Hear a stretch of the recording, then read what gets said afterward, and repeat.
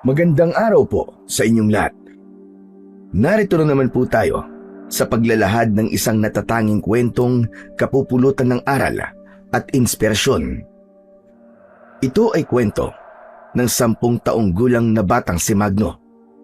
Ang batang mas gugustuhin pang mag-isa at makipaglaro sa mga tutubi kesa ang makasama ang kanyang mga magulang. Ano kaya ang kanyang gagawin kung isang araw ay bigla siyang makalimutan ng kanyang mga magulang? Anong aral kaya ang kanyang matututunan sa pagharap niya sa pagsubok laban sa kampon ng kadiliman? May magagawa kaya ang mutya ng tutubing karayom para magtagumpay sa kanyang misyon? Sama-sama po nating pakinggan ang buhay at pakikipagsapalaran ng batang nakahuli sa mutya ng tutubing karayom.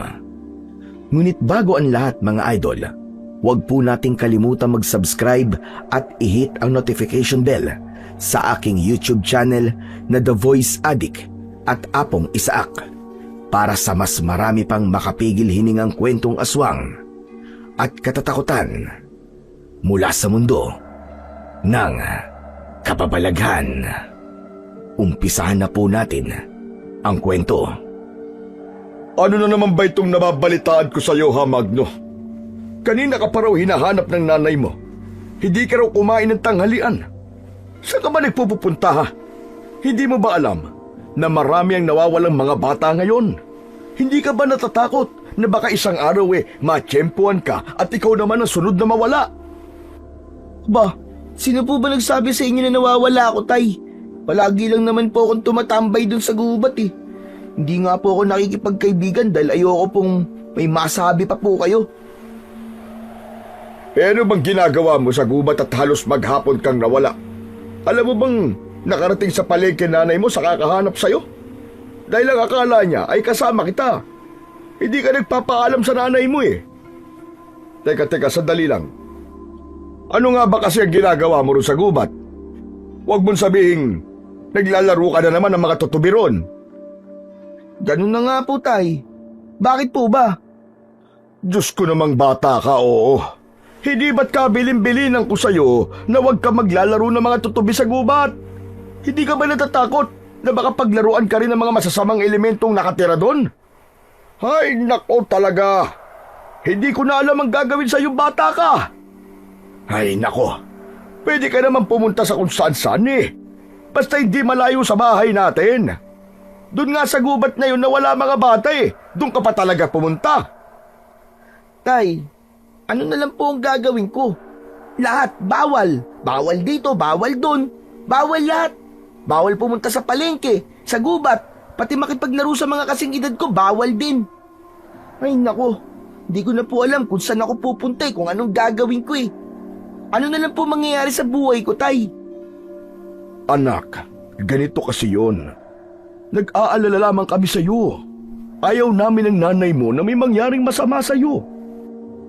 Hanggat maaari kung ako lang ang masusunod, mas gusto kong dito ka na lamang sa bahay. Araw-araw na kaming kinakabahan eh. Pagkatapos ang tigas-tigas pa ng ulo mo. Hindi ka gumaya sa kapatid mo. Abay hindi umaalis sa bahay. Tay, kahit nasan po ako o kahit saan pa po ako magpunta, kung talaga makukuha po ako ng mga tao na nangunguha ng bata, mangyayari pa rin po yun sa akin. Isa pa, masaya po akong kalaro ang mga tutubi, Tay. Yun na lamang po ang nagsisilbi kong libangan. Ang sinasabi ko lang naman, Magno, anak, ayoko mapahama ka sa kakalaro mo ng mga tutubi. Malapit nang ipasara ni Kapitan ang gubat na yon dahil sa mga batang nawawala. Kutob nila, hindi mga taong kumukuha sa mga bata, kundi mga aswang. Bihira naman yan, no? Ano po bang balak niyo sa akin, Tay? Yung manatili na lang po ako dito sa bahay, yung maburo po ako dito? Ikukulong niyo po ba ako katulad ni Kuya Gerald? Na ngayon po nasisiraan na po ng ulo. Na kahit tayong pamilya niya hindi tayo kilala. Palagi siya naghahanap ng ibang tao kahit tayo naman ang kasama niya. Yun po ba ang gusto niyo mangyari sa akin, Tay? Ayoko pong matulad kay Kuya. Bakit naman napunta sa kuya mo ang usapan dito, Magno? Si Kuya Gerald mo nabaliw dahil isinama ng engkantong nakalaro niya. Doon din sa gubat nangyari yun. Natatakot kami ng nanay mo na baka magaya ka sa kanya. Ikaw lang ang iniingatan ko. Tay, hindi po siya nasiraan ng isip dahil sa gubat o engkanto na sinasabi nyo. Nasiraan po siya ng ulo dahil ikinulong niyo po siya dito sa bahay. Hindi niyo po siya pinapayagan lumabas. Mahirap po ang nakakulong lang sa bahay, Tay, baka kalain nyo.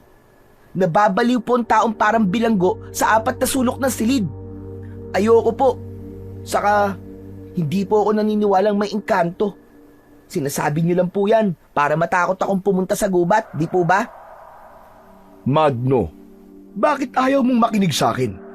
Titigil ka ba kapag nakita mo mga itsura ng engkanto? E paano kung may mga aswang nga sa gubat at sila nangunguha ng bata? Sige nga! Tay, hindi po totoong may mga nawawalang bata dahil ang totoo po, naglayas lang po sila dahil sa mga magulang nila. Minsan lang po maging bata, Tay, at gusto ko pong maranasan kung paano makipaglaro po sa mga bata o tutubi. Lilipas po ang panahon, Tay. Tatanda po ako. Ayoko po na kung kailan matanda na po ako, ay saka ko pa po maiisipang maglaro. Pasensya na rin po sa mga nasabi ko, pero hindi ko po talaga naiintindihan kung bakit niyo po ako pinagbabawalang pumunta sa gubat. Teka. Oh, aalis ka na naman. Saan ka na naman pupunta, Magno? Sa gubat po, Tay. Gusto ko lang po mapag-isa. Uuwi rin po ako kagad. Wala nang nagawa si Mang Tinoy nang mabilis na tumakbo papalayo ang may 10 taong gulang na batang si Magno. Hindi niya gustong magsalita ng ganong kasakit sa kanyang ama. Nasasaktan din siya kapag nagkakasagutan sila ni Mang Tinoy. Nang tuluyang makalayo sa kanilang bahay, ay dahan-dahan na siyang naglakad papunta sa gubat na malapit sa batis. Sa ganitong oras ay wala si Felix na madalas niyang nakikita sa gilid ng ilog. Marami itong kasama at nakikipaglaro sa ibang mga bata. Kung minsan ay hindi niya maiwasan ang hindi mainggit sa mga tulad ni Felix dahil malaya silang naglalaro nang hindi napapagalitan ng mga magulang ng mga ito. Hindi rin hinahanap ng kahit nanay nila. Minsan din ay humiling siya na sana hindi na lang ang mga ito ang naging magulang niya. Kung papipiliin nga siya, ay mas pipiliin niyang makasama pa ang mga tutubi dahil napapasaya siya ng mga ito. Kumpara sa kanyang mga magulang na lahat na lamang ng kanyang ginagawa ay bawal at madalas pa siyang napapagalitan ng kanyang ama. Habang nag-iisip, ay bigla niyang nakita ang 2 kulay asul na tutubi na nag-uunahan sa paglipad. Tila sumasayaw sa hangin at naglalaro na parang mga bata. Maingat siyang humakbang nang dumapo ang tutubi sa dahon ng damong bag-angan. Kapansin-pansin ang malakarayom nitong buntot na tila hinihila siyang hulihin yon. Magpahuli ka na sa akin, ha? Hindi naman kita sasaktan, eh. Ang dami talagang tutubi sa lugar na to. Bakit kaya? Baka sa mga halamang namumulaklak sa lugar na to. Bawat konting kaluskos ng paa ni Magno ay nakakaramdam ang tutubi at agad na nakakalipad. Pero ang maganda sa 2 tutubi ay hindi ito nag-iiwanan. Kaya kahit saan lumipad ang isa, ay naroon din ang isa. Saktong mahahawakan na niya sana ang tutubi nang bigla namang dumating ang grupo ni Felix. Sina Lito, Carlo, Tisoy at si Daniel. Maangas ang grupo ng mga ito at palaging laman ng away, kaya umiiwas siya sa mga ito. Kaya lang, sa pagkakataong yon ay hindi na siya nakalayo sa mga ito at tuluyang nakawala ang tutubi na hinuhuli niya kanina. Pinalibutan siya ng mga ito habang nakangisi na parang manununtok na kagad. Hoy, Magno! Nandito ka na naman, ha? Bakit palagi ka pumupunta rito sa teritoryo namin, ha? Doon ka maghanap sa ibang bahagi ng gubat. Bakit pa palagi ka na lang dito nang uhuli ng tutubi, ha? Nako, pasensya ka na, Felix, ha? Dito kasi madalas maraming tutubi. Tignan mo, may 2 na nga ako nakitang tutubi. Ang ganda ng kulay, di ba? Kung gusto mo, tig-isa tayo dito. Tapos lagyan natin ng tali sa buntot. May dala na rin akong tali ng sako. Gusto ko kasing makipagkaibigan sa inyo, eh. Halika, ang ganda ng kulay ng mga tutubi oh. Tignan mo. Tutubi pala ah. Eh kung umbagin ko kaya yung pagbumukha mo. Di ba kayo kapatid doon si Raulo na palaging nakakawala sa kulungan? Bakit hindi ka nalang magbantay sa kapatid mo? Hindi yung nanggugulo ka rito. Hindi nasisiraan ang ulo ng kapatid ko. May sakit lang siya. Aba, nagagalit pa yata sa akin ng isang to ah. Bakit? Masakit bang masabihan na may kapatid ka sira ang ulo? Umalis ka na nga rito.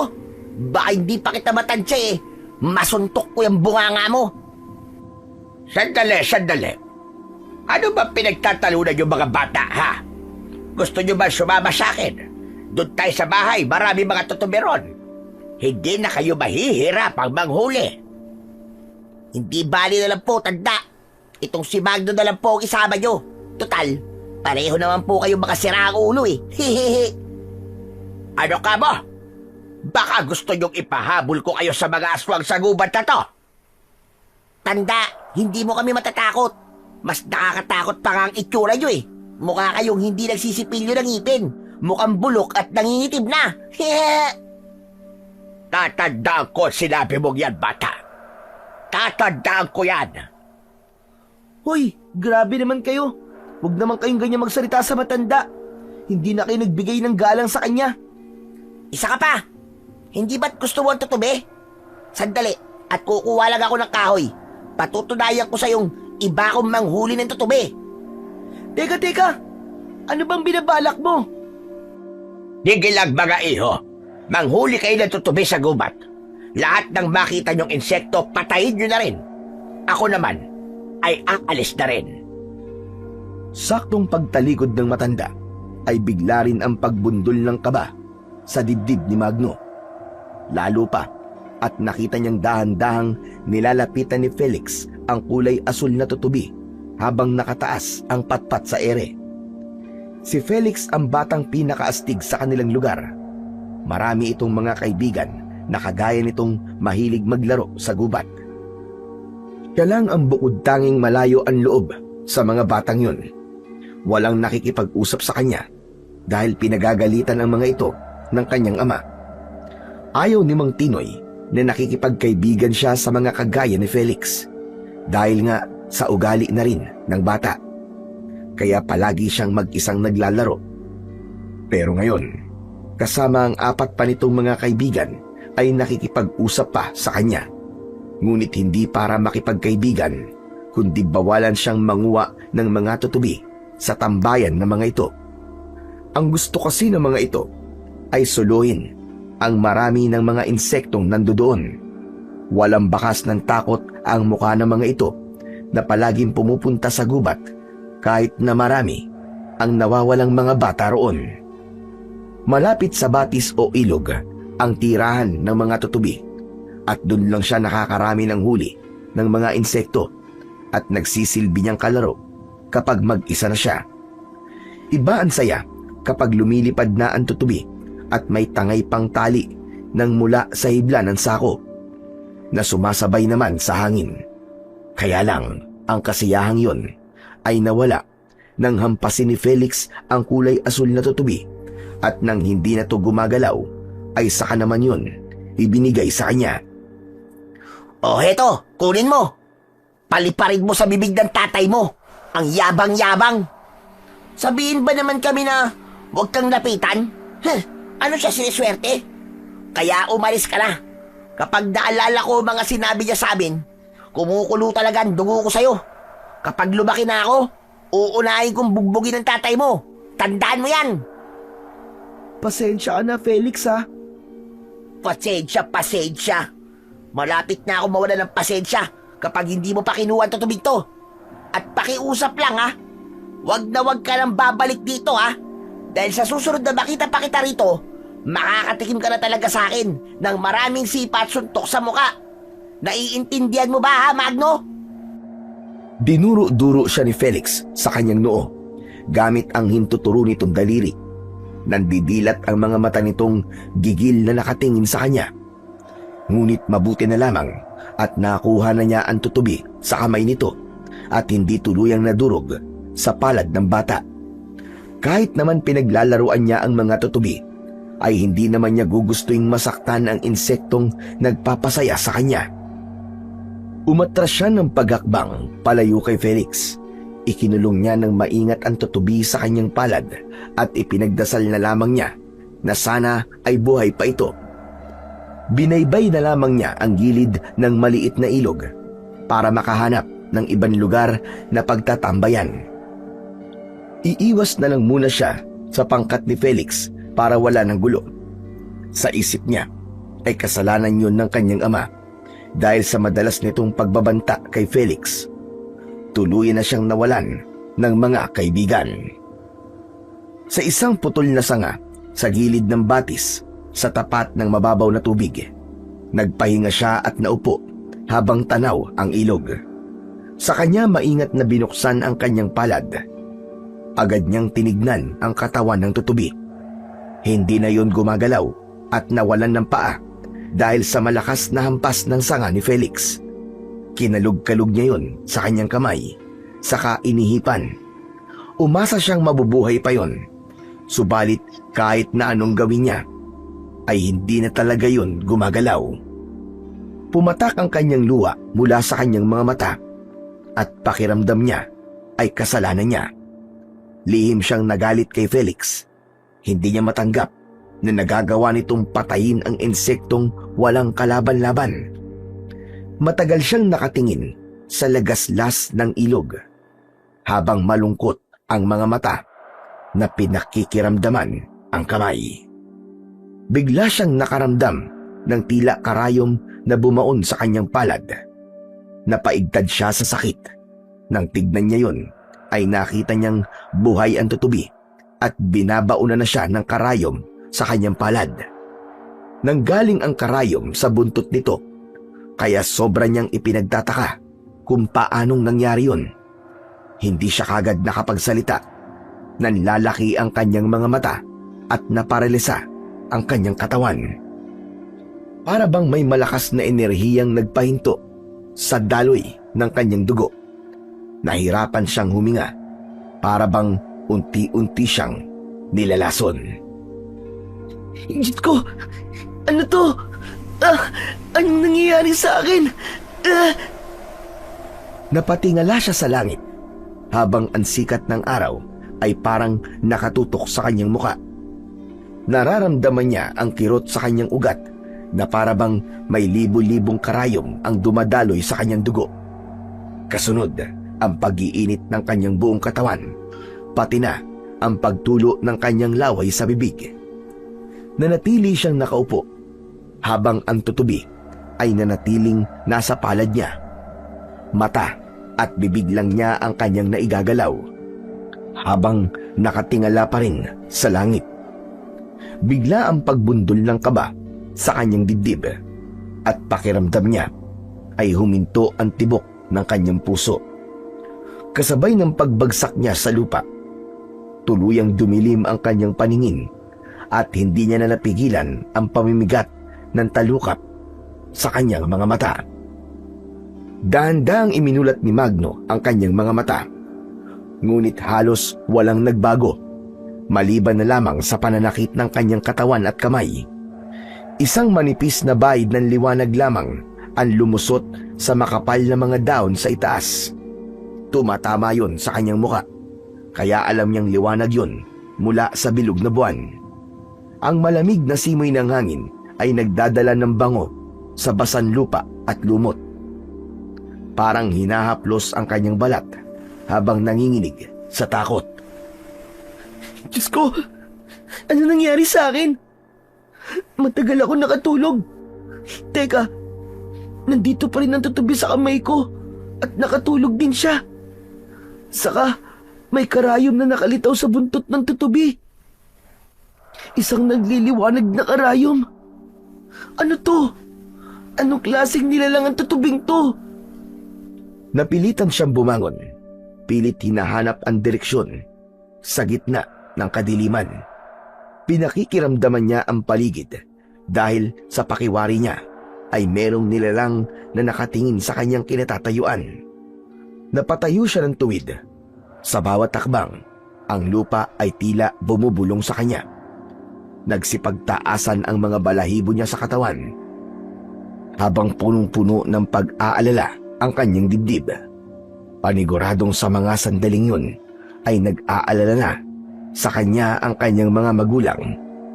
Ang pagkaluskos ng mga tuyong daon, ang paggalaw ng hindi kilalang mga nilalang sa kakauyan, iyabag yun ng taong nasa kanyang paligid at naghihintay ng pagkakataon para siya ay atakihin. Mula sa di kalayuan, isang mahina ngunit mapanganib na huni ng malaking ibon ang kanyang narinig. Tila babala mula sa panganib na nag-aabang sa kanya. Hindi na siya nakatiis. Kinausap niya ang aninong nakatayo lang sa unahan ng kanyang kinaroroonan. Sino ka? Anong kailangan mo sa akin? Hindi siya nakarinig ng tugon mula sa nilalang. Napansin niya sa gilid ng kanyang paningin, hindi ito gumagalaw. Nakatayo lamang ito mula sa madilim na bahagi ng kakauyan. Ngunit ang hugis tao nitong katawan ay tila may mga tinik sa balat na kapag humihinga ay mas lalo yung tumatalas at tumahaba. Napaatras siya ng hakbang. Takot na takot siya. Baka ito ang nilalang na nangunguwa ng mga bata. Nabibingi na siya sa tibok ng kanyang dibdib at sa bahagi ng kanyang isip, isang pagsisisi na sana ay hindi na siya umalis ng bahay nila. Na sana ay nakinig siya sa mga magulang niya. Isang malamig na hangin ang biglang dumaan sa kanyang batok na nagpatindig ng kanyang balahibo sa kanyang katawan. Napatigil siya. Pilit hinahabol ang kanyang hininga. Ang katahimikan ay nagbigay daan sa isang kaluskos. Mas malapit na ngayon. Mas malinaw. Hindi siya nag-iisa. Mula sa madilim ay nagpakita sa kanya ang isang nakakatakot na nilalang. Wag! Huwag ka lalapit! Nakikiusap ako sa'yo! Kung sino ka man, huwag mo akong sasaktan! Hindi kita sasaktan. Kung ibibigay mo sa akin ang mutsang hawak mo. Ano? Mutya? Ano sinasabi mo, Mutya? Wala po akong hawak na mutya. Maawa po kayo sa akin. Yan, yung hawak mo. Ang nagliliwanag mong kamay. Alam kong nasa palad mo ang mutya ng tutubing karayom. Ibigay mo sa akin yan. Dahil ako, ang tunay na nagmamay-ari sa mutya na yan. Napasulyap si Magno sa kanyang palad at nakita niya ang malakas na liwanag mula sa loob nun. Kumunot ang kanyang noo dahil alam niyang ang tutubing karayom ang nasa kamay niya. Ito po ba?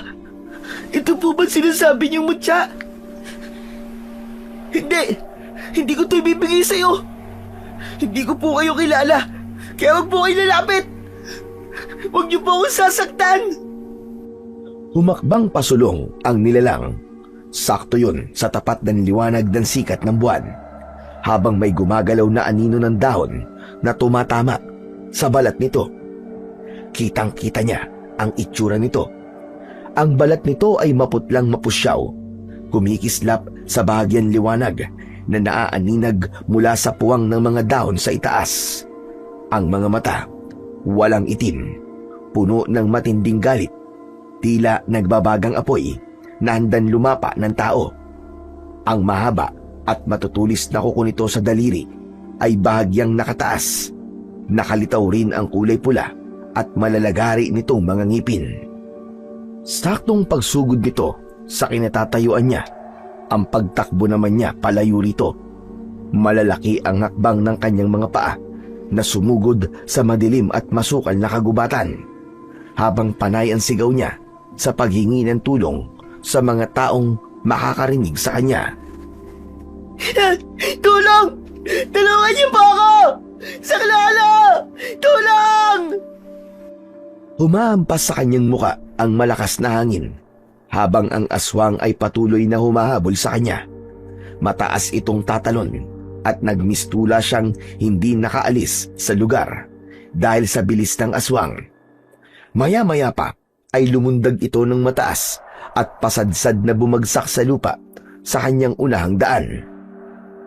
Saan ka pupunta? Hindi mo ko matatakasan. Ibigay mo sa akin ang mutya kung ayaw mo matulad sa mga batang kinuha ko at ginawa kong bihag. Kung ganun, ikaw ang kumukuha sa mga batang nawawala rito sa gubat? At ikaw ang susunod kong kukunin. Lalo na at nasa katawan mo na ang mutya. Hindi na kita pakakawalan. Umumpas ng kamay ang nilalang at lumabas ang lumiliwanag na latigo sa palad nito. Mas naging mabangis ang itsura ng aswang at umalingaw-ngaw ang malakas nitong sigaw. Lumitaw ang ibang mga nilalang na nagtatago sa likod ng puno mula sa madilim na bahagi ng kakahuyan.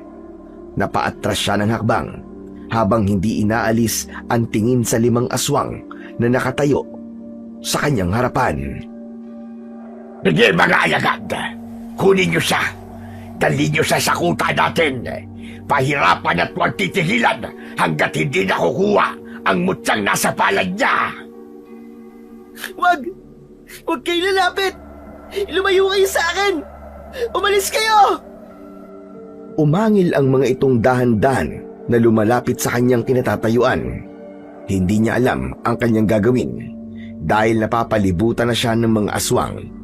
Isang nilalang ang biglang humawak sa kanyang kamay at hindi niya inaasahang tumalsik lang din ito sa kabilang direksyon ng daan. Nagulat ang aswang nang makita ang nangyari sa alagad. Kaya mabilis itong tumakbo pasugod sa kanya. Agad niya yung naiwasan, isang bagay na pinagtakhan niya sa kanyang sarili. Habang ang malakas na liwanag sa kanyang palad ay nakikita niyang bumabalot sa kanyang kamay. Lumakas din ang kanyang katawan at pakiramdam niya ay lumulutang siya sa hangin. Muli niyang hinarap ang aswang na may hawak na latigo. Ikaw nga! Ikaw nga ang nakakuha sa mutya ng tutubig karayom. Ngayong alam ko na makapangyarihan pala ang mutyan to. Lalong hindi mo ito makukuha sa akin. Ililigtas ko mga batang kinuha mo at magbabayad ka sa ginawa mo sa kanila. Hindi mo ako matatalo. Kaya habang maaga pa, ibigay mo na sa akin ang mutya. Pati na ang tutubig nasa kamay mo. Paano kung ibibigay sa iyo, mutya? Nasa loob na nga ng katawan ko. Hindi ko rin nahayaang makuha mo tutubi dahil hindi siya pwede makuha ng nilalang na katulad mo. Mamamatay na muna ako.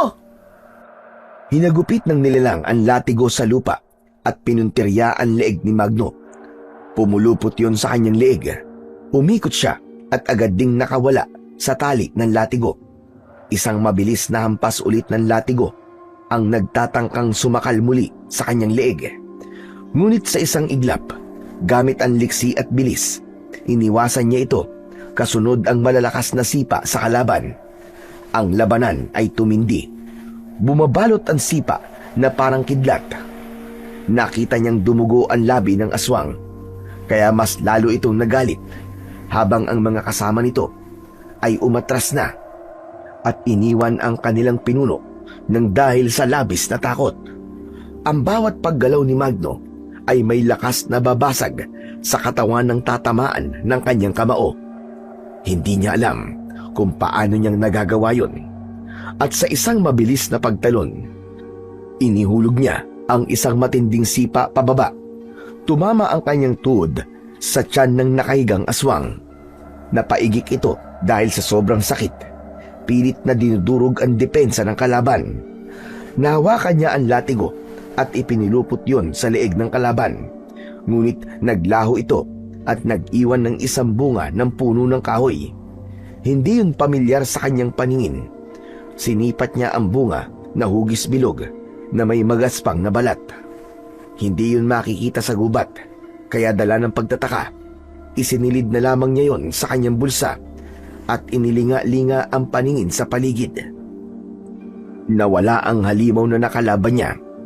Nakita niya ang ilang patak ng dugo sa lupa na nanggaling marahil sa katawan ng kalaban. Akma na sanang aalis si Magno para lisanin ang lugar na yon nang marinig niya ang boses ni Felix. Humihingi ito ng tulong. Nagmamakaawa. Mabilis siyang tumakbo at lumapit sa kinaroroonan ng ingay. Kasabay ng liwanag ng kanyang kamay, ang paglipad naman ng tutubi mula sa kanyang palad. Tila itinuturo nito kung nasan nanggagaling ang boses ni Felix, hanggang sa tumambad sa kanyang paningin ang nakaupo sa lupa na si Felix. Itinutulak nito ng paa ang lupa, papalayo sa papalapit na aswang. Hoy! Ako ang harapin mong halimaw ka! Layuan mo siya! Ngumisi itong nagpalitaw sa malalagari nitong mga ngipin na nagpalabas ng malapot nitong laway sa bibig. Naglaho ito sa hangin at biglang sumulpot sa kanyang harapan para sana siya ay atakihin gamit ang matutulis nitong mga kuko. Ngunit hindi sinasadyang napataas ang kanyang kamay at sa isang iglap ay biglang nanigas ang katawan ng aswang sa kanyang harapan at napansin niya ang mga nagliliwanag na karayom na nakabaon sa balat ng aswang. Habang ang mata na lamang nito ang gumagalaw, nagtataka siyang napatitig sa mga itsura ng karayom. Katulad yon sa karayom na ginagamit sa panggagamot o acupuncture. Kaya alam niyang mabisang panlaban yon sa mga aswang. Dahil may kakayahan yung magparesa sa katawan. Pinagmasdan niya ang kanyang palad at napaatras. Nasunog ang kalaban hanggang sa sumama sa hangin ang katawan nitong naging kulay itim na abo.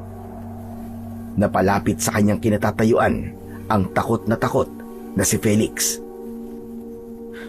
Diyos ko! Paano mo nagawa yun, Magno? Anong klaseng nilalang yun? Hindi ko rin alam, Felix, kung paano ko nagawa ang bagay na yun. Hindi ko na alam kung ano nangyayari sa akin. Saka, kailan pa kaya nagkaroon ng aswang sa lugar na to? At nalaman ko rin na siya ang dahilan kung bakit maraming batang nawawala sa gubat na to. Teka, nasaan ang mga kasama mo? At bakit nandito ka pala sa gubat? May nangyari ba sa'yo? Nagkaiwalay kami sa gubat at naligaw kami sa lugar na to. Hindi ko alam na nandito ka rin. Anong gagawin natin? Naguguluhan ako. Kanina pa ako hinahabol ng mga nilalang na yan. Parang nawala ang tapang sa anyo ni Felix. Naging isang duwag ito at namumutla ang labi habang nanginginig ang katawan.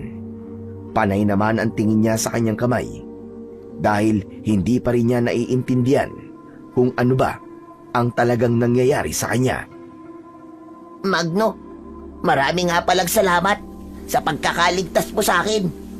Akala ko, katapusan ko na eh. Walang anuman yun, Felix. Pero kailangan na nating umalis dito. Hahanapin natin ang mga kaibigan mo. Isang dali lang, Magno. Saan naman natin sila hanapin? Natatakot ako eh. Felix, nasa panganib ba mga kasama mo? Pababayaan mo lang ba silang mapahamak? Paano kung nakuha na sila at ikaw lang ang nakaligtas? Naisip mo bang maaaring dumugin ka ng mga magulang nila at saktan ka? Bakit mo to ginagawa sa akin, Magno? Bakit tinutulungan mo pa rin ako kahit naging masama ako sa'yo? Dahil buhay ng mga kaibigan mo nakataya rito. Sana lang ay walang nangyaring masama sa kanila. Kahit ako, kinakabahan na rin dahil natitiyak kong hinahanap na ako ng mga magulang ko. Malalagot na naman ako nito. Pero naisip ko, mas kailangan niyo ang tulong ko eh. Kung ganun, kailangan natin makahingi ng tulong sa mga taong nakatira dito. Ano ka ba, Felix? Walang nakatira dito sa gubat, maliban kay Lolo Berting na isang manggagamot. Sa kanya tayo lalapit. Kailangan lang nating mahanap ang kanyang bahay. Sigurado ko na masasagot niya ang mga tanong natin para malaman kung anong klaseng nilalang ang umatake sa atin. Wala nang nagawa si Felix kundi ang sumunod sa kanya sa paglalakad, habang ang nagsisilbing tanglaw nila sa daan ay ang sikat ng bilog na buwan. Pagkalipas ng kalahating oras ay nakita nila ang isang kubo na yari sa pinagtagpi-tagping kahoy at kawayan, na tila bahay ng isang matandang walang kakayahang maglinis ng paligid. Ang bubong nito ay natatakpan ng makapal na kugon. Nakapalamuti sa paligid ang iba't ibang klase ng halamang gamot. Ang ilan ay nakasabit pa nga sa pintuan. Tila mga anting-anting na nagbabantay sa loob.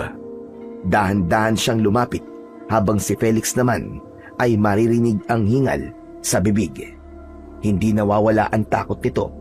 Pati na ang bahay ng matanda ay pinag-isipan nitong bahay rin ng isang aswang. Sa tabi ng pintuan, nakasabit ang lumang kampanilyang yari sa tanso na tumutunog sa tuwing nagagalaw. Ang bintana ay maliit at may mga lambat na hinabi mula sa lumang hibla ng abaka. Sa loob, ang hangin ay amoy pinaghalong insenso at pinatuyong dahon ng palaspas. Mga samyong tila bumabalot ng proteksyon sa kabuuan ng bahay. Teka, sigurado ka bang bahay ito ni Lolo Berting? Na hindi ko pa nga nakikita ang mukha ng albularyong sinasabi mo eh. Pareho naman tayo, Felix eh. Pero kilala ko siya sa kwento ng mga taong napapagaling niya. Saka nakikita mo ba ang mga halamang gamot sa paligid? Totoo siyang albularyo, kaya huwag kang mag-alala, huwag kang matakot. Akala ko ba'y matapang ka at maangas ka? Bakit natatakot ka ngayon? Gagawin natin to para sa mga batang biyag ng nilalang na yun, para sa mga kaibigan mo. Mas lumapit ang dalawa sa nakasaradong pintuan, habang ang malamlam na liwanag mula sa lumang gasera ang nagsilbi nilang palatandaan. Nagising pa ang matanda. Mula sa loob ay narinig din ni Magno ang tunog ng may dinidikdik na daon sa lusong nito. Tao po! Tao po! Lolo Berting! Pumailan lang ang katahimikan dahil sa nawala ang ingay mula sa nagbabayo ng gamot. Kasunod ang papalapit na yabag sa pintuan. Nakaharap nila. Maya-maya pa ay bumukas yun at sumilip ang matandang may malagong balbas at bigote na tumatabon sa kulubot nitong muka. Habang ang baga ng tabako nito ay nasa loob ng bibig at ang usok ay nakukulong sa loob. Inalis nito ang tabako sa bibig at kinausap silang dalawa ni Felix. Jesus Mariosep, ang mga batang ito! Anong ginagawa niyo sa labas ng bahay ko? Sa kagabi na! Bakit naglalayas pa kayo? Kailangan po namin ng tulong niyo, Lolo Berting. Sige, pumasok kayo. Bilisan niyo bago kayo masundan ng masasamang elemento sa gubat. Pambihirang mga bata ito. Ang titigas na mga ulo niyo. Hindi ba niyo nababalitaan ng mga batang nawawala sa baryong ito? Panay ang sermon ni Lolo Berting habang pumapasok sila sa loob ng bahay nito. Kahit ngayon lang nila ito nakita, ay para bang matagal na sila nitong kakilala.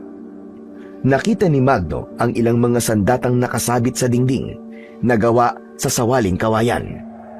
Naupo sila sa upuang gawa sa kahoy at napatingin sa matandang naglapag ng tabako sa lamesa. Kumuha ito ng isang bungkos ng bawang at iniharang yon sa pintuan bago nito tuluyang isinara ang pinto. Ano ba kailangan niyo sa akin? Tulungan niyo po kami. Nawawala po mga kaibigan ni Felix. Niligaw po sila at ako naman po ay nawalan ng malay at nakatulog po ako nang mabaunan po ako ng karayom ng nahuli naming tutubi. Gabi na po ako nagising dahil po sa pagkaparalisa ng katawan ko. Paggising ko po, nakita ko nilalang na nakatayo po sa harapan ko. Balot po siya ng kulay puti sa katawan niya. Mapula po ang mga mata at parang may mga pangil po siya. Mahahaba po ang kanyang kuko sa kamay at talaga pong nakakatakot ang itsura niya. May bitbit din po siyang umaapoy na latigo. Inamin po niya sa akin na biyag po nila ang ibang mga bata. Mga tamawo. Tamawa nakita niyong nilalang na umatake sa inyo. Teka, sandali lang po, Lolo. Tamawo? Ano pong klaseng nilalang ang tamawo? Ang tamawo ay isang misteryosong nilalang na may kakayahang magpalit ng anyo. Kaya nilang mag-anyong bata, matanda, o kahit na anong nilalang na naisin nila. Makalapit lang sila sa kanilang biktima ay gagawin nila ang lahat. Pero ang madalas nilang anyo ay isang bata para makakuha sila ng batang bibiktimahin nila. Karaniwan silang inilalarawan bilang mga mapuputi at kaakit-akit na nilalang na may asul o luntiang mga mata at kadalasang mas matangkad kaysa karaniwang mga tao. Sinasabing naninirahan sila sa mga punong kahoy tulad ng balete at bihirang makihalubilo sa mga tao. Maliban na lamang kung sila ay ginambala. Bukod sa kanilang anyo, ang tamawo ay kilala rin bilang mga engkanto o diwatang isinumpa sa mundo nila na maaaring maging mabuti o masama. May ilan sa kanila ay tinatawag na itim na engkanto na inilalarawan bilang malulupit at mararahas na nilalang. Bakit po nila kinukuha ang mga bata, Lolo Berting? Para ilagay sa may wagang halaman na kung tawagin nila ay buhay na halaman o puno ng balete. Ang ibig sabihin, ang halaman na yun ay hindi nagbubunga kung hindi aalayan ng mga bata. Ang sabi, yun daw ang dahilan kung bakit nananatiling malakas ang kanilang katawan at kapangyarihan, pati na ang pagpapanatili ng kanilang kabataan. Lolo Berting, may posibilidad po bang patay na po ang mga batang nawawala? Hindi iyo. Nakakulong lang sila. At kung minsan ay ginagamit ang kanilang katawan o anyo para maagaw ang buhay ng batang nakuha nila. At sila ang papalit sa iniwan nitong buhay kasama ang pamilya ng biktima. Kung ganun po, pinapalitan po nila ang bata na makukuha nila para malaya po silang makalapit sa mga tao, ganun po ba? Tama ka. Hindi ba't ikaw si Magno? Ikaw ang madalas na pinag-uusapan ng grupo nito si Felix. Kilala ko kayo dahil madalas ko kayong nakikita sa gubat para manghuli ng tutubi. Alam mo bang ang tutubing nakawala mula sa kulungan ng mga tamawo ay nagtataglay ng isang kakaibang mutya na papatay sa mga tamawo? Yan nga rin po ang isa sa mga dahilan kung bakit gusto ko po kayong makausap, Lolo Berting. Sa palagay ko po, nasa akin po ang mutya ng tutubing karayom. Alam ko yon, Magno. Kaya ngayon lang pinag-uusapan natin. Ang gabay tutubi ay hindi aalis sa tabi mo. Maging ang karayom na nakatanim sa katawan mo ay maglilikha ng liwanag na ikaw lang at ang mga tamawo ang makakakita. Kasabay ng pagbibigay ng mutya sa iyo ng tutubi, ang pagharap mo sa isang misyon. Ganito sila humingi ng tulong sa tao at ikaw mismo ang napili niya. Kung ganun po, Lolo, ang tutubing nasaktan ko ay alaga po pala ng isang diwata. At taglay niya po ang mutya. Tama ka, Felix. Bakit po ako ang pinili niyang bigyan ng mutya, Lolo Berting? Kung sino man ang nagpakita sa kanya ng kabutihang loob, ay siya ang bibigyan ng mutya. Lalo na kung ikaw ang nakahuli sa kanya. Nasa panganib ang mga batang biyag nila. Pero sa ngayon, kailangan na muna nating malaman kung saan sila nagtatago. Matagal ko nang hinahanap ang kanilang tirahan. Mukhang may tutulong na sa akin sa panahon ngayon. Ang ibig niyo po ba sabihin, matagal na po niyong hinahanap ang kanilang tirahan? Bakit po? Matagal na panahon na nang mawala sa aking puder ang aking apo. Alam kong hanggang ngayon ay nakakulong pa rin siya sa bunga ng punong kahoy. Ano po bang ibig sabihin ng puno ng buhay, Lolo Berting? Puno ng buhay ay ang puno ng balete na madalas nilang tirahan. Biglang naalala ni Magno ang napulot niyang bunga ng maglaho ang nilalang sa kanyang harapan. Dinukot niya yon sa kanyang bulsa at ipinakita niya yon sa matanda. Lolo Berting, ito po ang nakuha kong bunga pagkatapos pong maglaho ang aswang na tamawo. Iniabot ni Magdo ang bunga sa matanda at bigla itong naluwa na parabang namatayan. Nanginginig ang kamay nitong napatingin sa kanya. Ito ang buhay na bunga ng batang nabiyag nila. Subalit hindi sila makakalaya habang buhay pa ang kumuha sa kanila. Kung sino man na nasa loob ng bungang ito, maswerte siyang nakaligtas sa tamawo. Teka, Lolo Berting. Naguguluhan na ko eh. Paano naman pong nangyaring bata ang bunga na yan? Maiwaga ang kapangyarihan ng mga elemento ng bantay kalikasan. Kaya walang imposible sa kanilang kapangyarihan. Ano pong gagawin natin sa bunga na yan, Lolo Berting?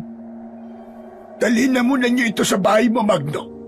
Kahit naman nasa iyo yan, sa oras na mapatay na ang aswang na tamawo na yon, kusang makakabalik sila sa kanilang anyo. Maraming salamat po sa tulong nyo, Lolo Berting. Sana po, mahanap na rin po ninyo ang nawawala niyong apo. Sige na, makakaalis na kayo.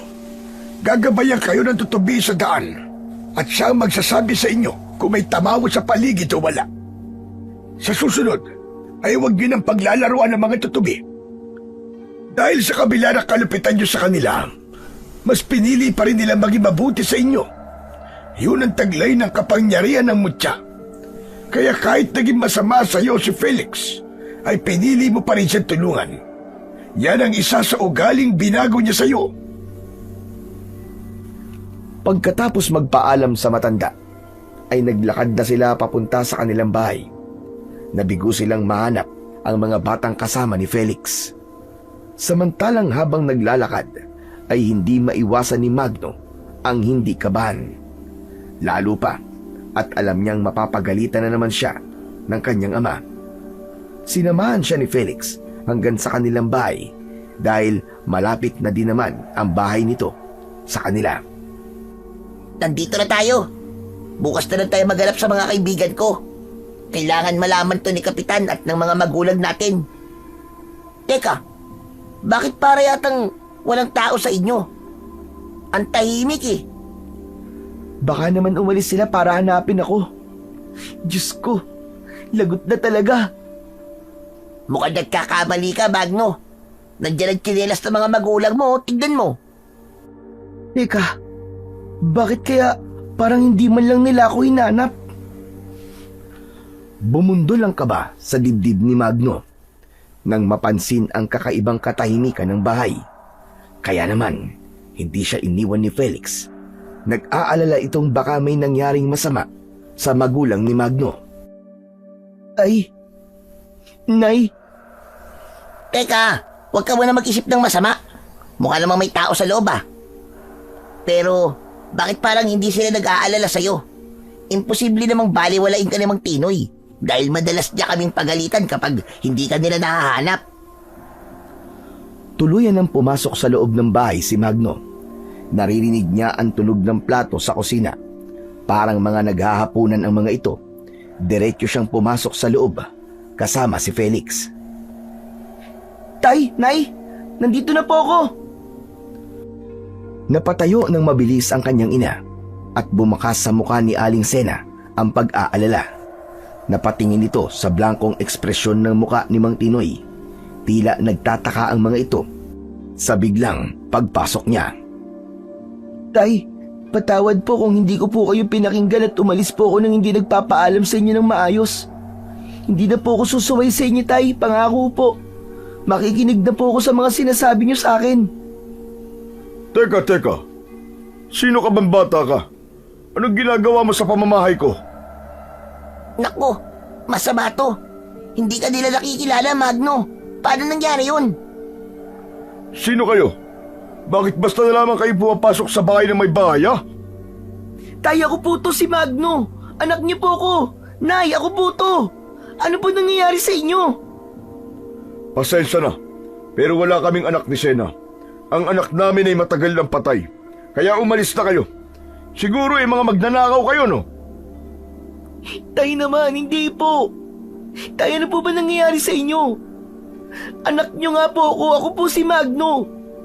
Kung nagalit po kayo at hindi ko kayo pinakinggan, huwag niyo naman po akong biruin ng ganito, Tay. Nay! Hindi ako nakikipagbiruan sa yung bata ka, ha? Lumayas ka! Hindi kita anak! Wala akong anak! Nilapitan ni Magno ang kanyang ina. Umiwas ito at lumapit kay Mang Tinoy na nakatayo na rin at umaatras ng hakbang. Parang pinipiga ang kanyang puso habang bakas sa mukha ng mga ito ang takot at pag-aalala. Bumundol ang kaba sa kanyang dibdib. Parusa kaya ito sa kanya ng Panginoon dahil sa madalas niyang pagsuway sa kanyang mga magulang, o di kaya naman ay pinakinggan ang kanyang kahilingan na mas pipiliin pa niyang makisama sa mga tutubi kaysa makisama sa kanyang mga magulang. Napagulgol ng iyak si Magno. Nakagad naman siyang inalayan ni Felix para lumabas ng bahay. May kung anong mahay ka bumabalot sa pagkatao ng mga magulang mo, Magno. Hindi kaya paraan ito ng mga tamawo para makuha sa iyo ang mutya? Diyos ko, bakit pati mga magulang ko dinamay nila? Teka, baka si kuya, alam niya kung ano ang nangyayari sa mga magulang namin. Pupuntahan ko lang. Teka, sandali lang. Huwag kayong pumasok sa silid ko. Makakaalis na kayo. Dahil kung hindi, mapipilitan akong kaladkarin kayo palabas ng pamamahay ko. Tay, nasaan si kuya? Anak niyo kami. Bakit hindi niyo kami maalala? Bakit hindi niyo ako maalala? Ako to, Tay. Ako po si Magno, ang anak niyo. Tumigil ka! Ang tigas ng ulo mo! Sinabi ng matagal nang patay ang anak namin. Hindi ko nga alam kung saan ka nang galing eh. Kaya kung ayaw niyong tagpasin ko ng itak ang mga ulo niyo, lumabas kayo ng pamamahay ko! Nakita ni Magno na dumampot ang kanyang ama ng itak at galit na itinutok yun sa kanya. Kahit hindi pa yun lumalapat sa kanyang katawan, pakiramdam niya ay mamamatay siya sa sakit at pag-aalala. Ngayong nawala ang alaala ng kanyang mga magulang sa tungkol sa kanya, si Felix na naluluwa at naiisip din ang mga magulang ay napaiyak na rin nang lumabas sila ng bahay. Nakita niyang bukas ang bintana ng kwarto ng Kuya Gerald niya at sinubukan niya itong silipin, subalit wala ang kapatid sa loob ng kwarto nito. Nag-aalala siyang baka kung saan pumunta ang kanyang kuya. Kailangan ko munang hanapin si Kuya Gerald. Gusto ko malaman kung ano nangyari sa aking mga magulang. Kung bakit sila nagkakaganon. Hindi kaya ganyan din ang nangyari sa mga magulang ng kaibigan ko at sa mga magulang ko? Nawala na rin ang kanilang alaala sa amin para walang maganap sa amin kung sakaling makuha kami ng mga tamawo. Mukhang tama ka, Felix. Ito ang paraan ng aswang para walang maganap sa kanilang mga nagiging biktima. Inaalis ng aswang ang alaala ng mga magulang natin. Magbabayad sila. Napakasama nila. Mapapatay ko talaga sila. Anong kapatid mo? Hahanapin ba muna natin siya? Pupunta tayo sa bahay nyo. Aalamin natin kung ano ang nangyayari sa mga magulang mo.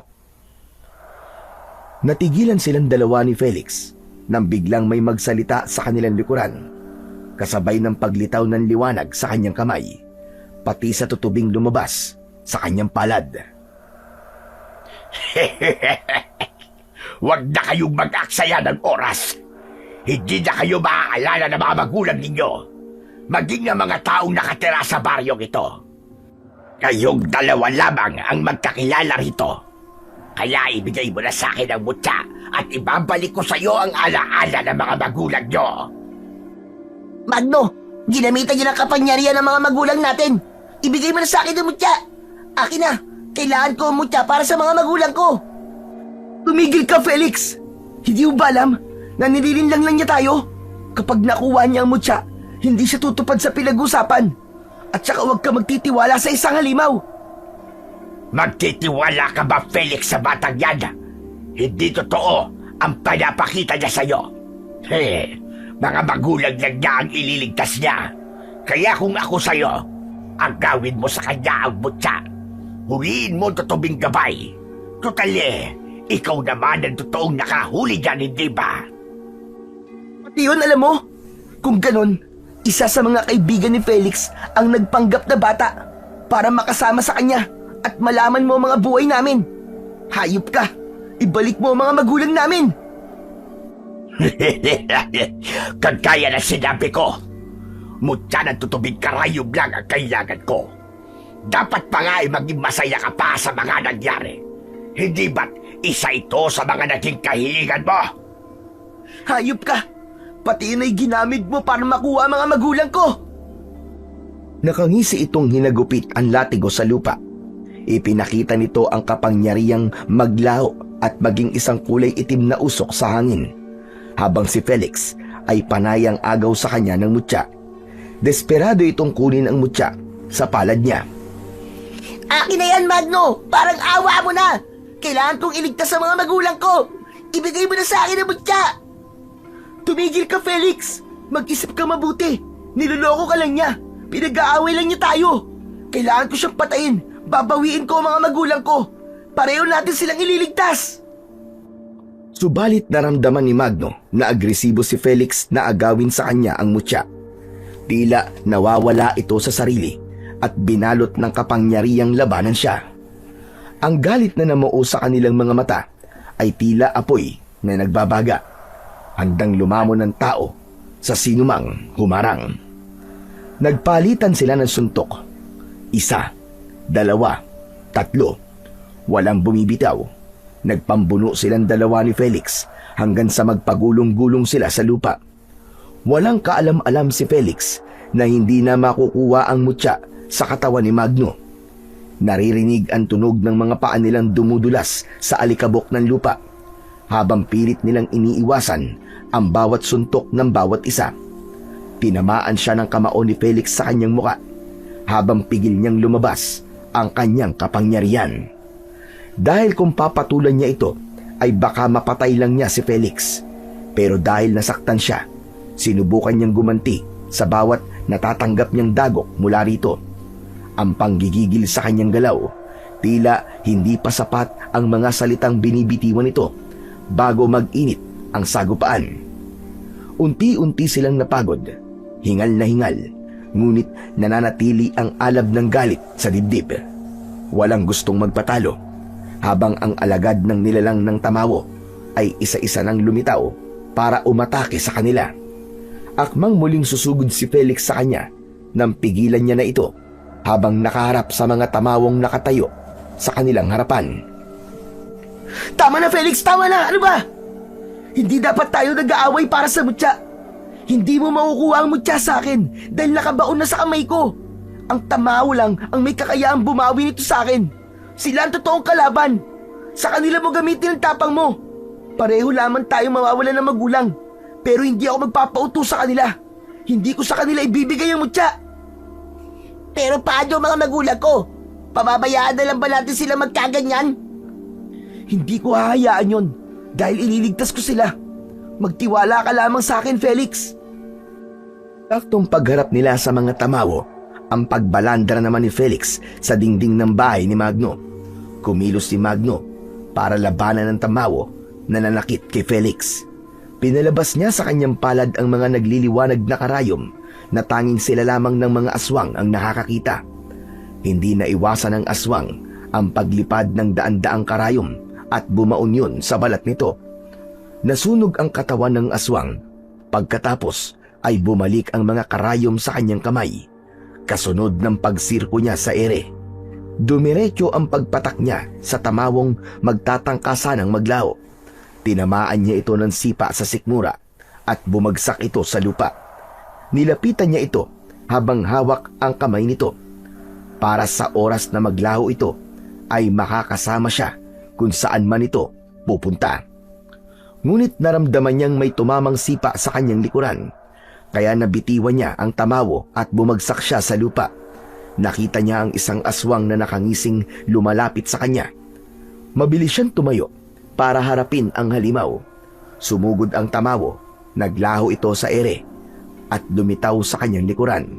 Ngunit sa huling sandali, iniangat niya ang kanyang palad na may mutya ng tutubing karayom. Muli siyang nagpakawala ng sandata at tinamaan niya ang mga ito sa iba't ibang parte ng katawan. Nalusaw at nasunog ang mga ito, habang ang nakahigang tamawo kanina ay binalot ng liwanag. Sumabog ang katawan nito at sumama sa hangin ang naaabo nitong katawan. Isang malakas na sigaw ang pumuno sa harap ng bahay ng kanyang mga magulang, habang ang tamawo ay naglaho ng tuluyan. Nangihinang napaluhod sa lupa si Magno at umagos ang masaganang luha sa kanyang mga mata. Saka naman lumapit si Felix at inalalayan siya nitong tumayo. Magno, pasensya ka na sa ginawa ko kanina. Kailangan na nating umalis dito. Bumalik tayo sa bahay ni Lolo Berting. Matutulungan niya tayo panigurado. Hindi ko akalain na aabot sa ganito ang kahihinatnan ng katigasan ng mga ulo natin. Kung nakinig lang sana ako kay tatay. Siguro, kasama ko sila ngayon at hindi nawala ang alaala nila sa akin. Kung maibabalik ko lang talaga ang mga oras, mas pipiliin ko ang mga magulang ko kaysa sa mga tutubi. Pinagsisisihan ko na ang mga nagawa kong kasalanan. Masakit pala, nakalimutan ang sarili nating mga magulang. Pagkatapos ngayon, nawawala pa si Kuya Gerald. Hindi ko alam kung saan siya hahanapin. Kaya mo ba maglakad? Hindi tayo susuko. Kailangan nating magpakatatag. Isang tango lang ang itinugon ni Magno kay Felix na nakahawak sa kanyang braso. Saka sila muling bumalik sa gubat kung saan ay hihingi na sila ng tulong sa matanda. Ilang saglit lang ay narinig na nila ang pagtilaok ng mga manok. Indikasyong malapit nang lumiwanag ang paligid. Mas lalo nilang binilisan ang kanilang paglalakad dahil habang tumatagal, nararamdaman nilang nalalagay na sa panganib ang kanilang mga magulang, pati na ang mga buhay ng mga batang kinuha ng mga tamawo. Nadatnan nilang nagsasaboy ng asin sa paligid si Lolo Berting, pati na ang paglilibot nito ng bao na may usok. Naaamoy rin nila ang goma sa usok mula sa bao. Nagtataka ito nang makita silang papalapit dito. Oh, mga bata! Bakit bumalik kayo? Ano nangyari? Hindi na po ako makilala ng mga magulang ko, Lolo Berting. Pati na po ang mga magulang ni Felix. Nakalaban po namin ng aswang na tamawo at sinubukan niya kaming pag-awayin ni Felix. Lumakas na ang kapangyarihan ng pinuno ng tamago. Ang ibig sabihin lang nun, marami na siyang naiipon na bata sa kanilang buhay na puno ng balete. Kailangan ko na rin po mahanap ang kapatid ko. Kailangan ko po mailigtas sa mga magulang ko. Tulungan niyo po kami, Lolo Berting. Tulungan niyo po kami.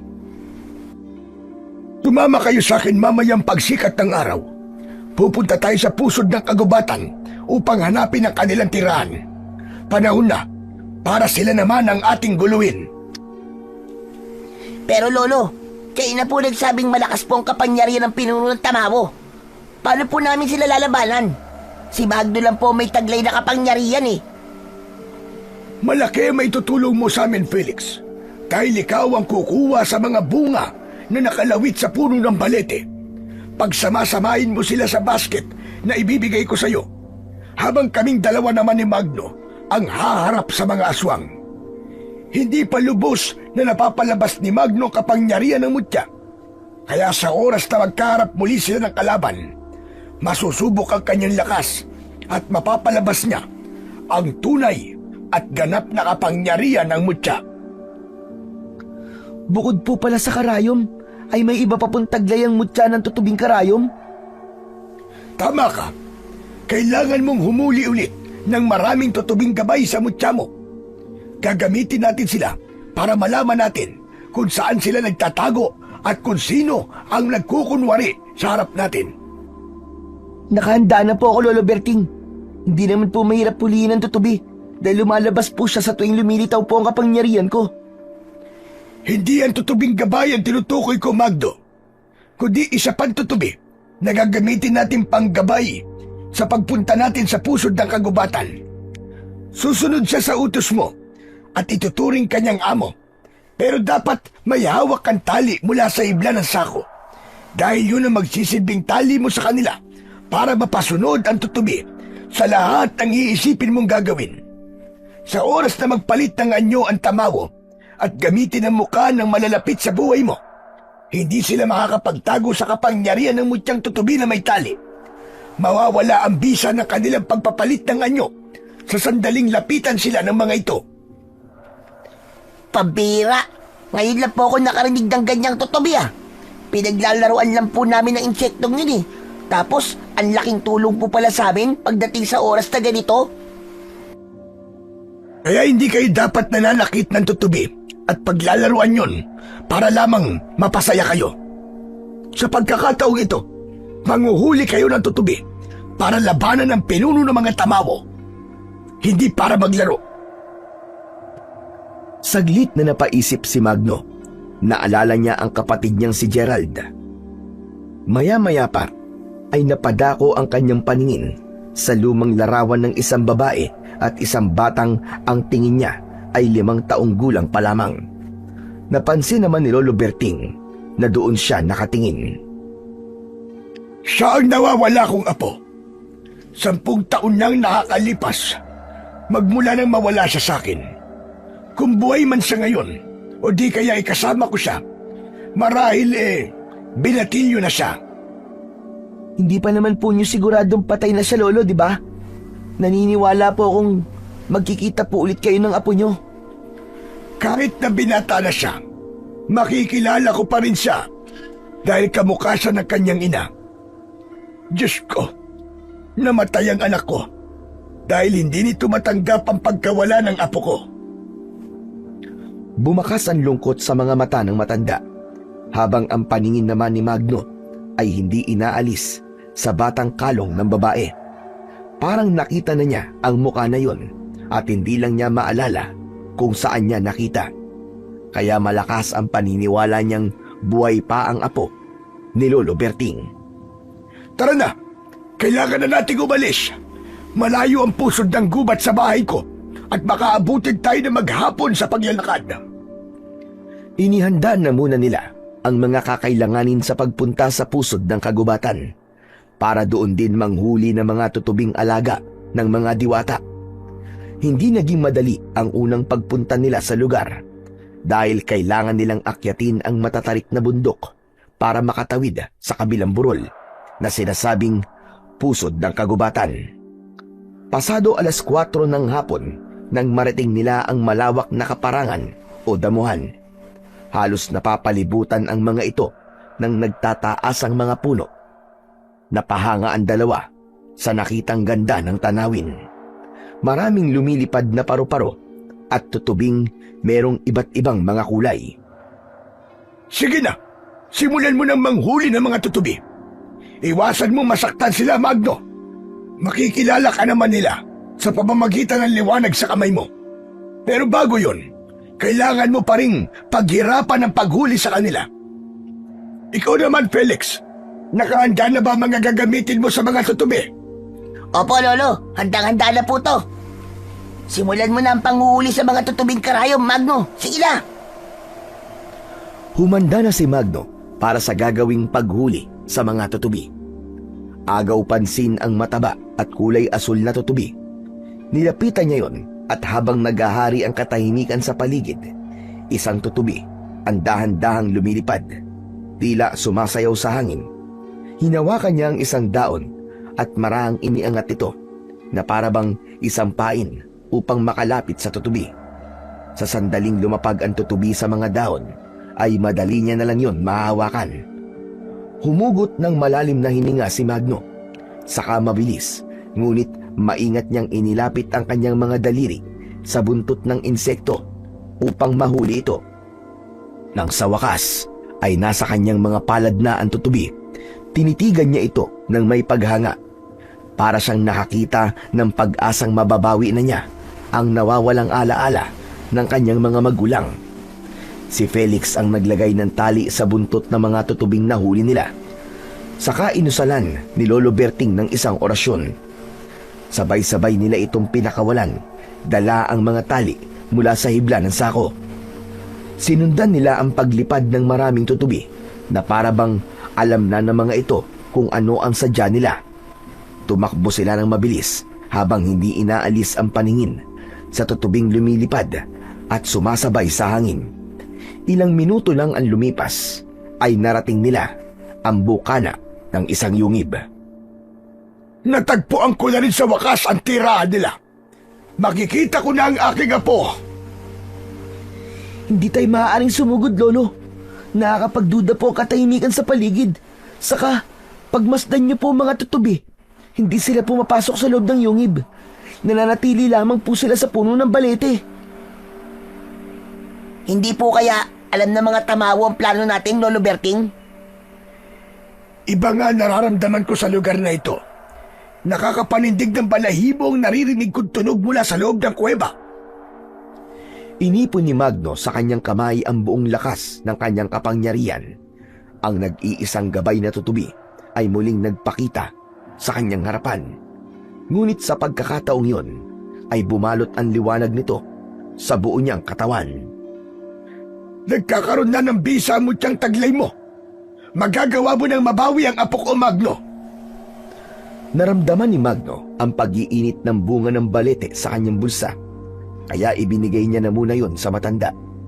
Inilagay yon ni Lolo Berting sa bulsa nito at muling pinagmasdan ang labas ng kuweba na merong nagliliwanag na sulo sa loob. Akma na sanang tatayo si Magno nang pigilan siya ni Lolo Berting. Huwag! Patibong ito, Magno. Nararamdaman kong nasa paligid lamang sila. Pagmasdan niyo po ang bukanan ng kuweba. Parang kakaiba po, Lolo Berting. Tingnan niyo. Kung patibong man po yan, kailangan nating maging handa. Teka, sino kayo? Ano ginagawa niyo sa labas ng bahay ko? Ang mga nakadapang sina Lolo Berting, Felix at Magno ay nagulat sa biglang pagdating ng isang matandang lalaki. Kulay puti ang buhok nito at agad niya itong nakilala. Hindi po ba't kayo po yung matandang nakita namin sa tabi ng batis? Oo, tama ka. Ako ngayon. Ako si Lolo Lucio. Kaya tinatanong ko kayo, anong ginagawa niyo sa harapan ng bahay ko? At mga nakadapa pa kayo sa lupa? Anong meron sa bahay ko? Huminahon ka muna. Diyan kasi pumasok yung hinuhuli naming usa. Tumayo ang tatlo mula sa pagkakadapa sa lupa, saka pinispisan ang narumiyang damit. Si Magno naman ay nakakunot ang noo na nakatingin sa matanda. Galit na galit itong nakatingin sa kanila at wala namang nararamdaman si Magno na kakaiba kay Lolo Lucio. Ngunit ang mga tutubing may tali ay nakita niyang lumapit sa nakatayong matanda. Napansin ni Magno ang pag-uumpukan ng mga ito sa paligid ng matandang si Lolo Lucio. Pati na ang lubid sa bewang nito ay parang pamilyar sa kanyang paningin. Humarap si Magno at nagkunwaring hindi niya nararamdaman ang presensya ng pinuno ng tamawo sa katauhan ng matanda. Wala itong kaalam-alam na alam na niyang isa itong tamawo. Mabuti na lang at naunawaan ng dalawa ang tumatakbong plano sa isip niya. Pasensya na po kung nagmamatsyag po kami sa labas ng tirahan nyo. Balak po namin maghanap ng mga kakaibang bunga para sa lulutuin po naming gamot. Sakto naman po na nakawala sa amin ng usa at dyan po pumasok sa loob ng kuweba. Pwede po muna ba kaming makainom? Yun lang ba? Akala ko naman kung ano na. Sige, pumasok kayo sa tirahan ko. Sumunod kayo sa akin. Nagkunwari naman si Felix na nagagandahan sa loob ng kuweba upang malibang ang matanda at hindi nito mapansin ang kanilang makahulugang sulyapan. Wow, grabe! Ang ganda naman dito, Lolo Lucio. Talaga maganda rito. Lalo na sa loob ng kuweba. Matagal na po ba kayo nakatira dito? Sa tingin ko po kasi parang marami kayong mga kasama. Saka ang ganda naman po ng puno ng balete. Nabuhay po sa loob ng kuweba. Ang dami rin po mga bunga. Pwede po bang makahingi kahit dalawa? Hindi sumagot ang matanda dahil napansin nito ang maraming tutubing nakasunod sa kanila hanggang sa loob ng kuweba. May mga nakalawit ditong tali sa bawat buntot ng insekto na kasama naman sa plano nila. Alam nilang nasa paligid lamang ang mga tamawong naghihintay ng utos mula sa amo nila. Pagdating nila sa loob ay napansin ni Felix ang kaibigan si Daniel. Nakangisi itong tila gustong magkunwaring mabait kay Felix. Lumapit pa ito kay Felix habang tuwang-tuwa nang makita ito. Sinabi nitong kasama niya ang mga kaibigan at nakauwi na. Nagtataka pa itong kasama siya ni Felix. Napansin nila ang paglapit din ng mga tutubi kay Daniel, kaya napatigil ito sa pagsasalita. Nagkatinginan sina Magno at Felix na tila nagkakaintindihan sila. Kahit mga mata lang nila ang nag-uusap, nalaman nilang ang batang si Daniel ang tamawong nagpapanggap na kaibigan ni Felix para makuha ang mga kaibigan nito. Kaya kitang-kita ni Magno ang galit sa mukha ni Felix, kaya mabilis niya itong hinawakan sa braso para pigilan ito. Felix, ano ka ba? Huwag ka magpapalata. Huwag kang gagawa ng akbang na ikakasira ng plano natin. Magsasalita pa sana si Magno nang makita nilang isa-isang lumitaw sa pinagtataguan ang mga nakangising mga tamawo. Maging si Daniel ay nagbago na rin ng anyo para lamang itong gumalaw ng konti at nalantad sa kanilang paningin ang totoo nitong itsura. Umalingaw-ngaw ang malakas na tawa ni Lolo Lucio. Maging ito ay nakapagpalit na rin ng anyo. Isang nakakatakot na itsura ng isang pinuno ng mga aswang. Ang balat nito ay tinubuan ng malakahoy na tinik sa balat. Maging ang mukha nito ay nagmistulang katawan ng puno ng sampalok. Magaspang ang balat sa mukha habang pulang-pula ang mga mata at kahit araw pa, kaya nilang magbago ng anyo. Indikasyon ng pagiging dugon diwata ng mga ito. Nanlalaki ang mga mata ni Magno na nagulat sa mga itsura ng kalaban. Ang buong akala ba ninyo ay ganun lang ako kadaling lokohin? Pwes, nagkakamali kayo. Isang tambak kayong mga inutil. Nahulog kayo sa patibong ko. Alam namin na ikaw ang pinuno ng Tamawo. Nagkunwari lang din kaming hindi ka namin nakikilala. Nakahanda kaming lumaban sa iyong hayop ka. Nasaan ang apo ko? Ilabas niyo siya. 2 buhay ang kinuha mo sa akin. Kaya't pagbabayaran mo yon. Anong sinasabi mong apo? Hindi mo ba alam na nakatakas sa amin? Hindi man lang namin napakinabangan ang katawan niya. Maaaring napatay na siya ng mga mababangis na hayop sa gubat. At kung nakaligtas man siya, ay hindi rin siya babalik sa'yo dahil kinuha ko ang alaala niya, katulad ng ginawa ko sa mga magulang ng batang yan. Sinira niyo ang tirahan ko, kaya nararapat lang na wasakin ko rin ang tahanan niyo. Kaya bata, ibigay mo na sa akin ang mutya. Ako ang nararapat na magmay-ari niyan. Ano, Ohilo? Hindi ko to bibigay sa'yo. Mamamatay na muna ako bago mo to makuha sa akin. Mapapalaya ko mga biniyag mong hayop ka at mababawi ko ang alaala ng mga magulang ko. Lalaban ako hanggang sa huli kong hininga. Kaya ito na ang magiging katapusan yun lahat.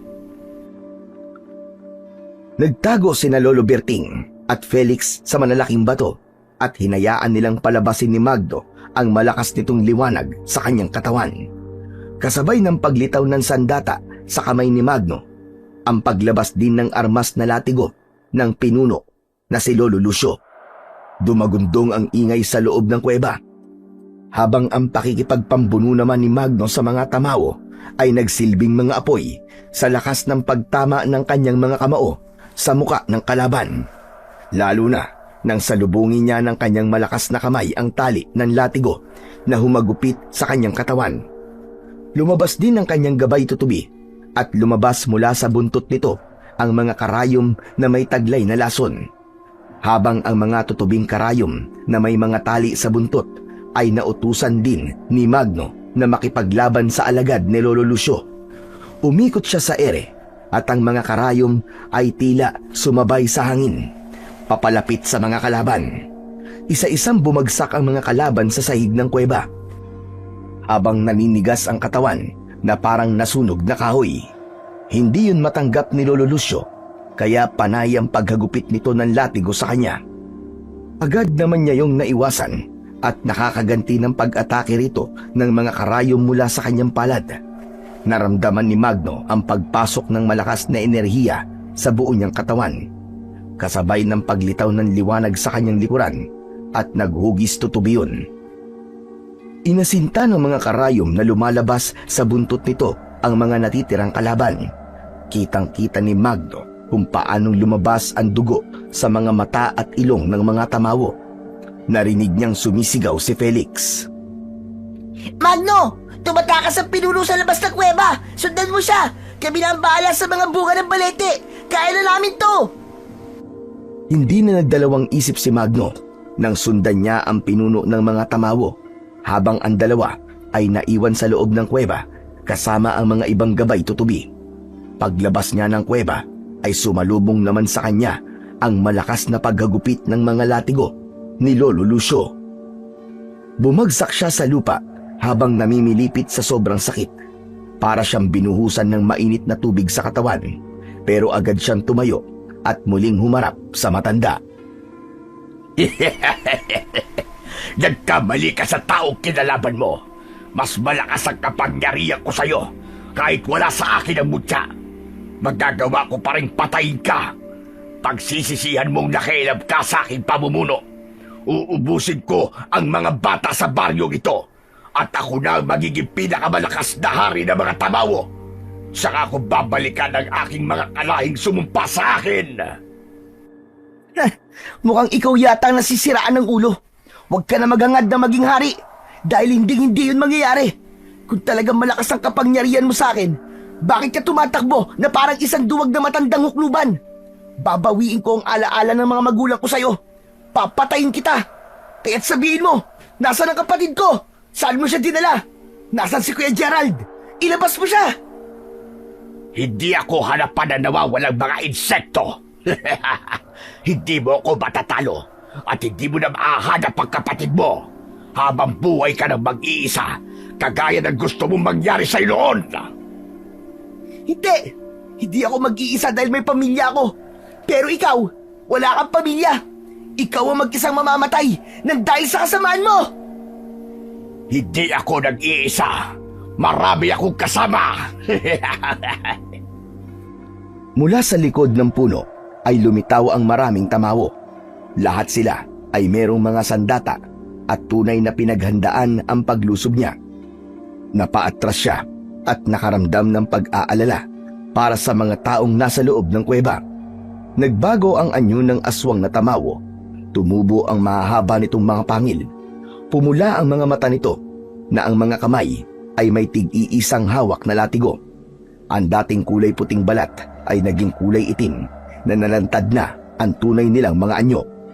Para silang mga buhay na puno, kasabay ng paglagablab ng malaapoy na liwanag sa kanyang katawan. Hindi na ako nagulat kung lumabas man ang bisa ng mutyang tutubig karayom. Marami na ang sumubok na labanan ako gamit ang mutya na yan. Pero walang nangyari. Napatay ko rin silang lahat. Pagkatapos, ikaw na bata ka ang hahamon sa akin.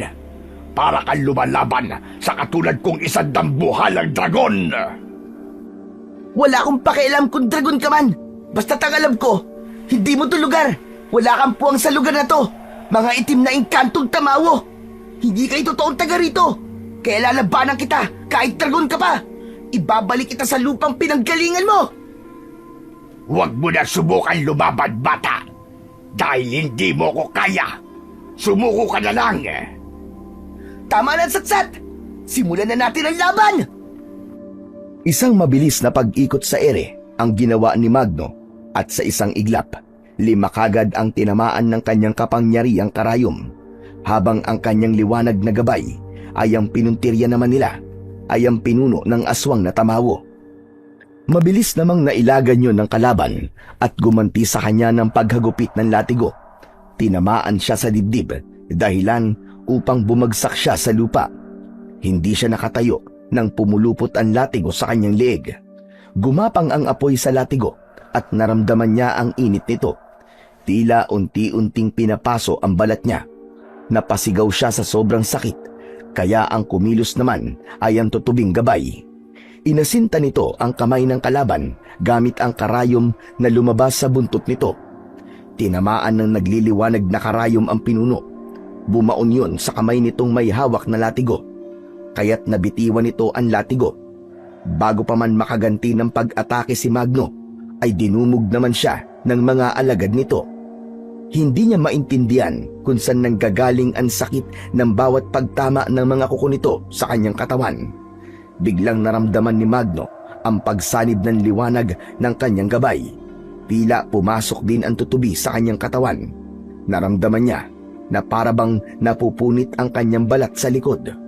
Bumalot ang liwanag sa kanyang katawan at nagtalsikan ang mga kalaban. Saktong nakalabas sa kuweba sina Lolo Berting at Felix, dala ang maraming bunga ng balete. Nang makita ng mga ito na nakaluhod si Magno sa lupa habang pinakikiramdaman ang kanyang sarili. Magno! Tumayo ka! Lumaban ka! Mag-iingat ka, Magno! Isipin mong para yan sa mga magulang natin! Nang marinig ni Magno ang tungkol sa kanyang mga magulang, ay bigla siyang natauhan. Tumubo ang pakpak sa kanyang likod at nagkaroon siya ng buntot na katulad ng sa tutubi, habang ang kanyang katawan ay binalutan ng tila baluti na gawa sa metal na nagbibigay sa kanya ng proteksyon laban sa sandata ng mga tamawo. Isa-isang lumabas ang kanyang sandata sa buntot at pinuntirya ang papatakas na mga kalaban. Natulala ang pinuno ng tamawo. Hindi nito inaasahan ang malalantad na anyo sa itsura ng may tangan ng mutya ng tutubing karayom. Isang mataas na paglipad ang ginawa ni Magno at saktong pagbagsak niya ay sa mismong kinatatayuan ng pinuno ng mga tamawo. Bakas ang takot sa mukha ng aswang, lalo na nang biglang lumabas ang karayom sa kanyang buntot. Inubos niya ang kanyang sandata sa katawan ni Lolo Lucio. Umalingaw-ngaw ang sigawan ng mga alagad nito dahil sa takot sa anyo ni Magno. Inagaw niya ang latigo sa kamay ng kalaban at yun mismo ang ginamit niyang pansakal sa pinuno ng mga aswang na tamawo. Habang nakabaon ang karayom sa katawan nito na parabang isang acupuncture, naninigas ang katawan nito na nagpupumilit gumalaw. O ano? Ano ka ngayon? Unti-unting mapaparalisa ang katawan mo. Hanggang sa mata mo na lang ang may gagalaw mo. Lalabas ang dugo sa iyong mga mata, sa bibig at sa tenga. Unti-unti kang papatayin ng laso ng karayom. Kaya pagmasdan mo na akong mabuti, hayop ka. Dahil ang mukhang ito, ang huling masisilayan ng mga mata mo.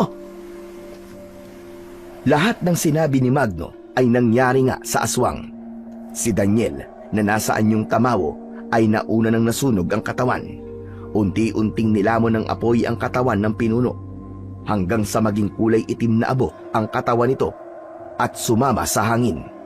Si Magno ay unti-unti na ring bumalik sa dating anyo bilang isang tao. Nawala ang liwanag sa katawan niya kaya't napaluhod siya sa lupa. Narinig niya ang paglapit ni Felix sa kanya, pati na ang umiiyak na si Lolo Berting. Inilapag ng mga ito ang mga bunga ng balete sa lupa. Pagkatapos ay pinagmasdan ang mga bungang yon.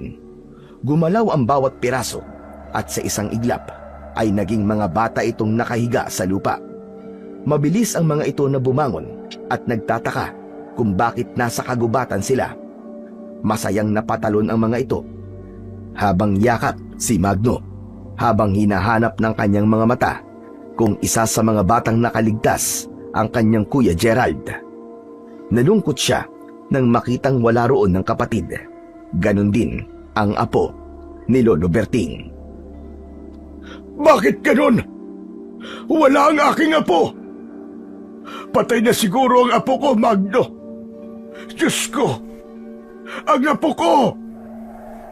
Wala rin po ang kapatid ko, Lolo Berting. Sandali po, Lolo.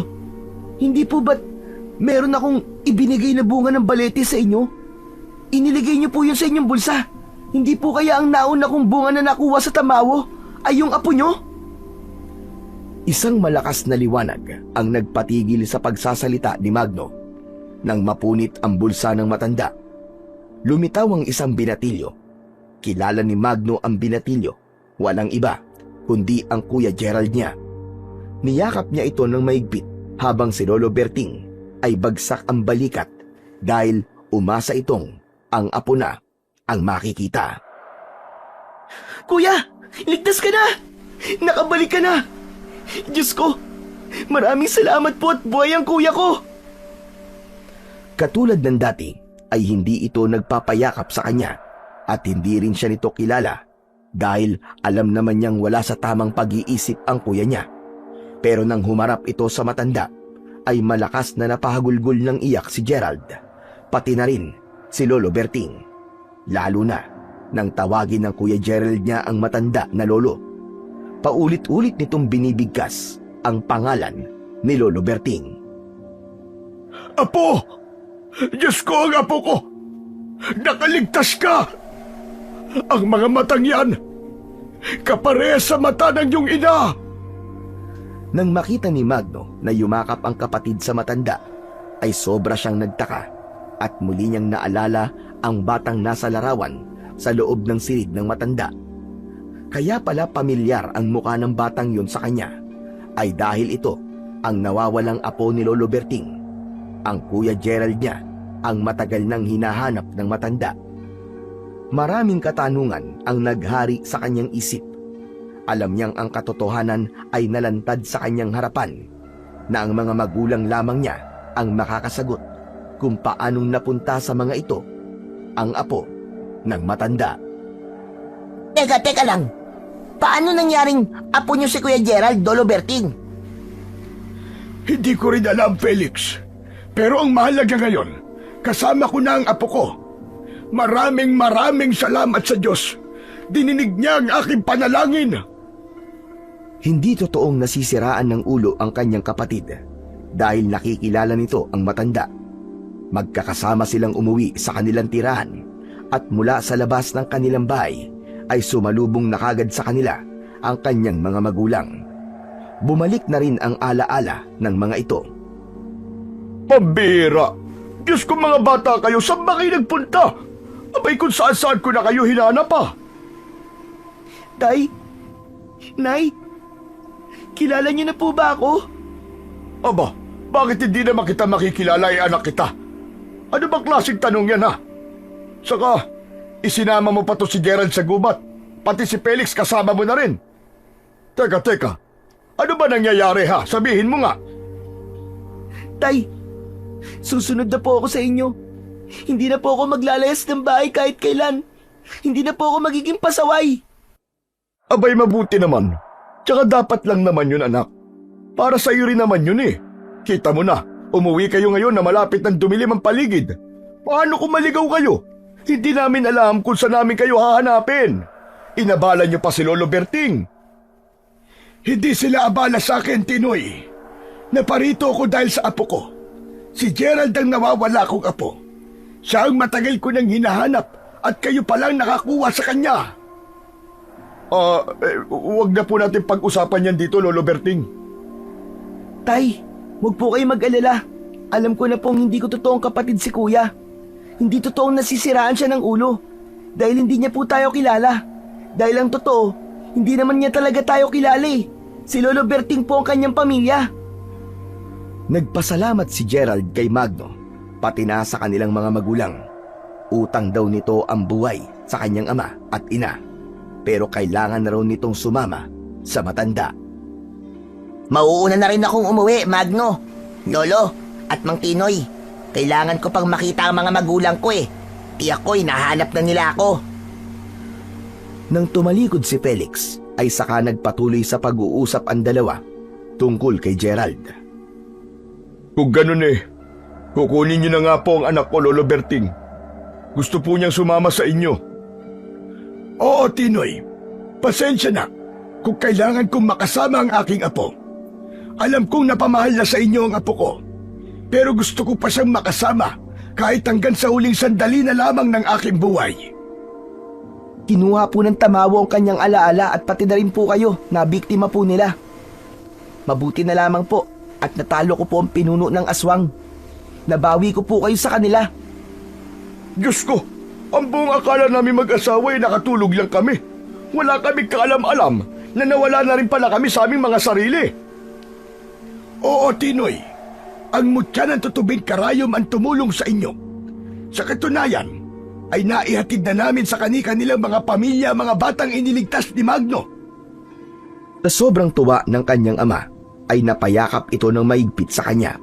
Ipinagmamalaki siyang mabuti sa kanyang ina, na yumakap na rin sa kanya. Samantalang si Gerald naman ay nagpaalam sa mag-asawa. Sobra itong nagpapasalamat sa mag-asawa. Sa ngayon ay walang nakakaalam na may nabuhay na tamawo sa kanilang lugar.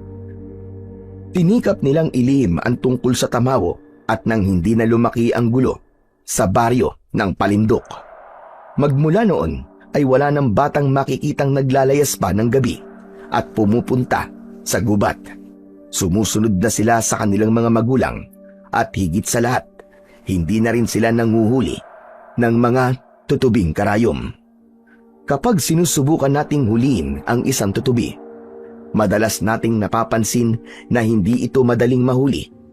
Ito ay mabilis, matalino at may kakayahang lumipad sa ibang direksyon na nais nito. Sa kabila ng ating pagnanais na mahuli ito, may kalayaan nitong umiwas at lumipad palayo. Katulad ng tutubi, ang bawat tao ay may karapatang mamuhay ng malaya, pumili ng direksyon sa buhay at umiwas sa anumang maaaring makapaminsala sa kanila. Kaya hindi natin dapat pinaglalaruan ang mga tutubi at iba pang insekto sapagkat ito ay may buhay rin na katulad ng sa atin.